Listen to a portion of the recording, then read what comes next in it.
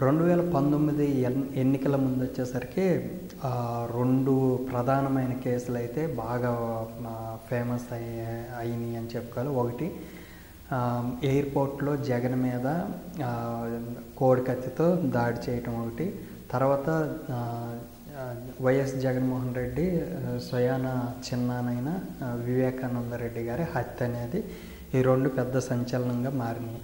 అయితే వీటిలో వచ్చేసరికి కోడి కత్తి కేసులో వచ్చేసరికి శ్రీను ప్రధాన నిందితుడుగా ఉంటే, తర్వాత వైఎస్ వివేకానంద రెడ్డి గారి కేసులో వచ్చేసరికి దస్తగిరి ప్రధాన నిందితులుగా ఉన్నారు. అయితే వీళ్ళు కూడా ఇప్పుడు రాజకీయ ప్రవేశం అయితే చేస్తున్నారు.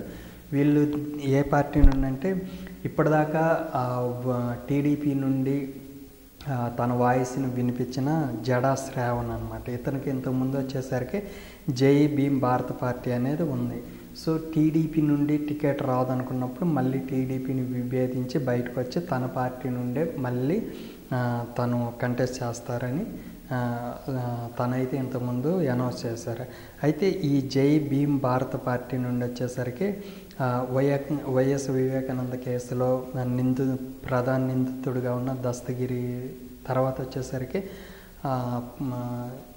జగన్ కోడికత్తి కేసులో ప్రధాన నిందితుడిగా ఉన్న శ్రీను వచ్చేసరికి ఈ పార్టీలో జాయిన్ అయ్యి వీళ్ళైతే ఇప్పుడు పొలిటికల్ ఎంట్రీ అయితే ఇస్తున్నారు. అయితే దీంట్లో వచ్చేసరికి దస్తగిరి ఇప్పటికే వైఎస్ఆర్సీపీ మీద 2-3 సార్లు అయితే ధ్వజమెత్తాడని చెప్పుకోవాలి, ప్రెస్ మీట్ పెట్టి మరియు.